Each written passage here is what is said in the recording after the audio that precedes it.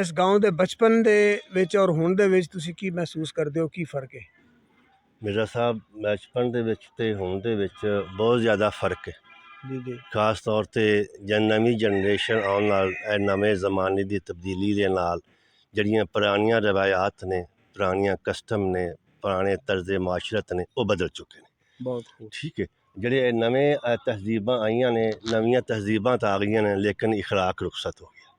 बिल्कुल सही। हाँ जी, हया, शर्म, एहतराम, आदमीयत वो जड़ी ना वो रुखसत हो चुकी है। जी। बस फर्क ये बाकी आबादी के बधण दे नाल फिर जिस तरह आबादियां मुल्हिका होंदियां गईयां, अगे मुल्क पिंड दे नाल होंदियां गईयां, उवें उवें फिर जो मसाइल ने वो भी बढ़दे गए। हाँ जी, पुराना कल्चर ते- जेह्ड़ा है ना उहदे विच ते हुण दे विच मेरा साहब बहुत ज़्यादा फर्क बहुत फर्क है है जी, बहुत ज़्यादा। ते अच्छा खान साहब, गुजारिश है कि तुसी अपने इब्तदाई तालीम दे बारे च, हसूल तालीम दे बारे च कुछ फरमाओ कि कित्थे तुसी पढ़े? जी मिर्ज़ा साहब, इब्तदाई तालीम पहले 2 साल ਜਿਹੜੇ ਨੇ ਨਾ ਉਹ ਤਰੇਡੇ ਵਾਲੀ ਹਾਸਲ ਕੀਤੇ। जी जी ਉਸ ਤੋਂ ਬਾਅਦ ਅਸੀਂ ਤੀਸਰੀ ਕਲਾਸ ਵਿੱਚ ਤਰੇਡੇ ਵਾਲੀ ਸਾਂ जी ਜਦੋਂ ਸਾਨੂੰ ਉੱਥੇ ਮਾਸਟਰ ਸਾਹਿਬ ਸਨ ਇੱਕ ਕਲਾਲ ਵਾਲਾ ਦੇ जी जी ਮਾਸਟਰ ਮਮਦੀਨ ਸਾਹਿਬ, जी जी। ਉਹਨਾਂ ਨੇ ਸਾਨੂੰ ਆਖਿਆ ਜੀ ਕਿ ਮੰਡਿਆਂ ਦੇ ਜਿਹੜੇ ਲੜਕੇ ਨੇ ਨਾ ਇਹ ਕੱਲ੍ਹ ਨਾ ਆਉਣ, अच्छा ਤੁਹਾਡੇ ਕੋਲ ਉੱਥੇ ਸਕੂਲ ਮਨਜ਼ੂਰ ਹੋ ਗਿਆ ਹੈ, ਤੁਸੀਂ ਉੱਥੇ ਆਪਣੇ ਸਕੂਲ ਤੁਸੀਂ ਪੜ੍ਹੋ। ਅਗਰ ਅੱਜ ਤੁਹਾਡੇ ਕੋਲ ਇਮਾਰਤ ਨਹੀਂ ਤੇ ਤੁਸੀਂ ਉੱਥੇ ਕਿਤੇ ਗਰਾਊਂਡ ਵਿੱਚ ਜਾਂ ਕਿਸੇ ਦਰਖਤ ਥੱਲੇ ਬਹਿ ਕੇ ਤੁਸੀਂ ਉੱਥੇ ਪੜ੍ਹਨਾ ਹੈ, ਲੇਕਿਨ ਕੱਲ੍ਹ ਤੁਸੀਂ ਸਾਡੇ ਕੋਲ ਨਹੀਂ ਆਉਣਾ। अच्छा ਲੋ ਇਬਤਦਾਈ ਤਾਲੀਮ ਉੱਥੇ ਹਾਸਲ ਕੀਤੀ। ਉਸ ਤੋਂ ਬਾਅਦ ਫਿਰ ਅਸੀਂ 5ਵੀਂ ਤੱਕ ਇੱਥੇ ਮੰਡਿਆਂ ਵਾਲੇ ਪੜ੍ਹਿਆ। ਮੰਡਿਆਂ ਤੋਂ ਬਾਅਦ ਫਿਰ 6ਵੀਂ ਦੇ ਵਿੱਚ ਫਿਰ ਗਵਰਨਮੈਂਟ ਹਾਈ ਸਕੂਲ ਸੜਕਪੁਰ ਚਲੇ ਗਿਆ सही ਜੀ। ਉੱਥੇ ਫਿਰ ਜਿਹੜੀ ਨਾ ਉਹ ਮੈਟ੍ਰਿਕ ਕਰਨ ਤੋਂ ਬਾਅਦ ਫਿਰ ਸਿਵਲ ਲਾਈਨ ਕਾਲਜ ਉੱਥੇ ਫਿਰ BA ਕੀਤਾ। बहुत खूब। हाँ जी, BA ਕਰਨ ਤੋਂ ਬਾਅਦ ਫਿਰ ਉਹ ਇੱਕ ਭੁੱਟੋ ਸਾਹਿਬ ਦੇ ਵਕਤ ਦੇ ਵਿੱਚ ਨੈਸ਼ਨਲਾਈਜ਼ ਇੰਡਸਟਰੀਆਂ ਸਨ, ਉਹਨਾਂ ਦੇ ਵਿੱਚ ਇੱਕ ਮੈਨੂੰ ਫਿਰ ਜਗ੍ਹਾ 'ਤੇ ਜੋਬ ਮਿਲ ਗਈ। अच्छा ਉੱਥੇ ਫਿਰ 15 ਸਾਲ ਉੱਥੇ ਜਿਹੜੇ ਨਾ ਉਹ ਜੋਬ ਕੀਤੀ ਤੇ ਇਹ 1979-80 ਦੇ ਵਿੱਚ ਆ ਕੇ ਇਹ ਆਏ ਨੇ। ਮਾਰਸ਼ਲ ਤੋਂ ਬਾਅਦ ਨਵਾਜ਼ ਸ਼ਰੀਫ ਦੀ ਹਕੂਮਤ ਆਈ। ਇਹਨਾਂ ਨੇ ਜਨਾਬ ਆਉਂਦਿਆਂ ਨਾਲ ਜਿਹੜਾ ਕੈਪੀਟਲ ਜਿਹੜਾ ਨਿਜ਼ਾਮ ਸੀ ਉਹ ਨਾਫਜ਼ ਕੀਤਾ ਵੀ ਸਰਮਾਇਆਦਾਰੀ ਨਿਜ਼ਾਮ ਜਿਹੜਾ ਉਹ ਨਾਫਜ਼ ਕਰੋ ਤੇ ਇਹ ਜਿਹੜੇ ਹੈਗੇ ਨਾ ਇੰਡਸਟਰੀਆਂ ਇਹਨਾਂ ਨੂੰ ਖ਼ਤਮ ਕਰੋ, ਇਹਨਾਂ ਮਜ਼ਦੂਰਾਂ ਨੂੰ ਬਾਹਰ ਕੱਢੋ। ਉਦੋਂ ਜਨਾਬ ਸਾਨੂੰ ਉਹਨਾਂ ਨੇ ਮਿਰਜ਼ਾ ਸਾਹਿਬ ਰਿਟਰੈਚ ਕਰ ਦਿੱਤਾ। ਉਦੋਂ ਤੋਂ ਲੈ ਕੇ ਹੁਣ ਤੱਕ ਫਿਰ ਅਸੀਂ ਬਸ ਆਪਣਾ ਜਿਹੜਾ ਜੋ ਕੁਛ ਘਰ ਦਾ ਹੈਗਾ ਸੀ ਮਸਲਾ ਫਿਰ ਉਹ ਕਰਦਾ।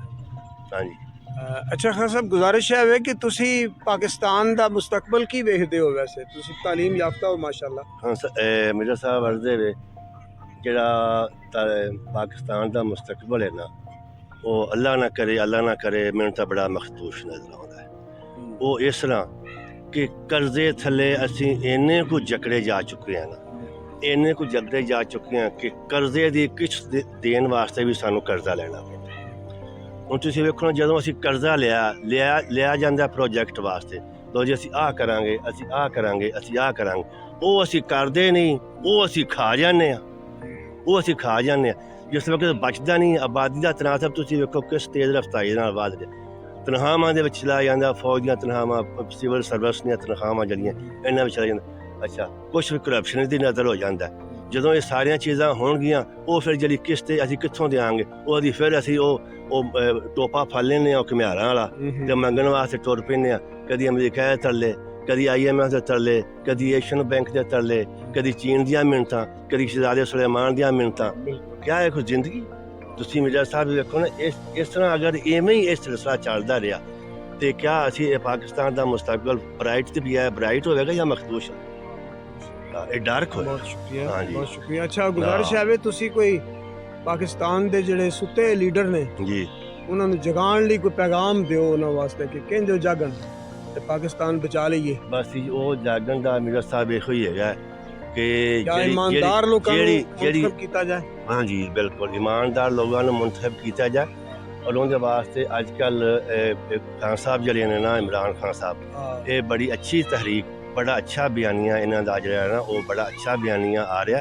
जी जी सही। हाँ, अगर अल्लाह करे इन्हों की जिंदगी अगर लम्मी करे, क्योंकि इन्हों की जो बयानिया है ना इनके तहत आके तुसीं वेखो ना उन्होंने लोगों के जहन के विच पूरी तरह ये समा दिता है कि ये ਜਿਹੜੀਆਂ ਪਾਰਟੀਆਂ ਨੇ ਨਾ ਜਿਨ੍ਹਾਂ ਨੇ 30 ਸਾਲ ਹਕੂਮਤ ਕੀਤੀ ਹੈ ਇਹਨਾਂ ਨੇ ਕੋਈ ਚੀਜ਼ ਹੀ ਨਹੀਂ ਛੱਡੀ। ਬਿਲਕੁਲ। ਔਰ ਉਹਨਾਂ ਦਾ ਬਿਆਨੀਆਂ ਵੀ ਮਿਰਜ਼ਾ ਸਾਹਿਬ 100% ਸਹੀ। ਬਿਲਕੁਲ ਸਹੀ। ਤੁਸੀਂ ਇਹ ਵੇਖੋ ਨਾ کہ ਜਰਮਨ ਰੇਡੀਓ ਨੇ ਇਹ ਜਿਹੜੀ ਨਸ਼ਰ ਕੀਤੀ ਹੈ ਪਨਾਮਾ ਲੀਕਸ ਦਾ। ਜੀ ਜੀ ਜੀ, ਇਹ ਕੋਈ ਇਹ ਖਾਨ ਸਾਹਿਬ ਨੇ ਤਾਂ ਲੀਕ ਨਹੀਂ ਕੀਤਾ। ਸਹੀ ਤੁਸੀਂ ਵੇਖੋ ਨਾ, ਉਹ ਲੀਕ ਹੋਈ, ਉਸ ਤੋਂ ਬਾਅਦ ਉਹ ਚੱਲ ਪਿਆ, ਉਹਨਾਂ ਕੇਸ ਚੱਲੇ।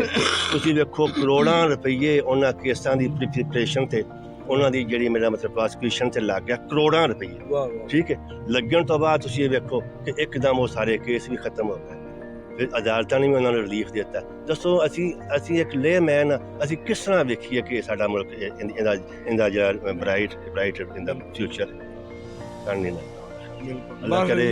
ਆਪਣੇ ਅਸੀਂ ਤਾਂ ਇਹੋ ਹੀ ਆਨੇ ਆ ਕਿ ਜਿਹੜੇ ਸੁੱਤੇ ਕੌਮ ਜੇ ਜਾਂ ਜਿਹੜੀ ਜਨਰੇਸ਼ਨ ਜੇ ਜਿਹੜੀ ਹੁਣ ਯੰਗ ਜਨਰੇਸ਼ਨ ਹੈ, ਮੈਂ ਇਹਨਾਂ ਨੂੰ ਪੈਗਾਮ ਦਿਆਂਗਾ। ਮੈਂ ਐਜ਼ ਮੇਰਾ ਮਤਲਬ ਹੈ, ਮੈਨੂੰ ਵਡੇਰਾ ਸਮਝ ਲਵੋ, ਮੈਨੂੰ ਤੁਸੀਂ ਲੇਮੈਨ ਸਮਝ ਲਵੋ ਕਿ ਤੁਸੀਂ ਜਾਗੋ। ਇਹ ਹੁਣ ਆਉਣ ਵਾਲਾ ਜਿਹੜਾ ਵਕਤ ਹੈ ਉਹ ਤੁਹਾਡੇ ਹੱਥ ਵਿੱਚ ਹੈ। ਠੀਕ ਹੈ, ਜਵਾਨ ਨਸਲ ਜੀ, ਬਿਲਕੁਲ ਬਿਲਕੁਲ, ਜਿਹੜੀ ਯੂਥ ਜਿਹਨੂੰ ਕਹਿੰਦੇ ਹਾਂਜੀ, ਸਮਝਦਾਰ ਹੋ ਜਾਂ ਤੁਸੀਂ ਸਮਝੋ। ਤੇ ਇਹ ਜੋ ਕੁਛ ਲੁਕੀ ਚੁੱਕਾ ਹੈ, ਸਾਨੂੰ ਤਾਂ ਨਹੀਂ ਉਮੀਦ ਹੈ ਕਿ ਸਾਨੂੰ ਕੋਈ ਦੁਆਨੀ ਨਹੀਂ ਲੱਭੇ। ਨਾ ਨਾ, ਨਹੀਂ, ਬਹੁਤ ਸ਼ੁਕਰੀਆ।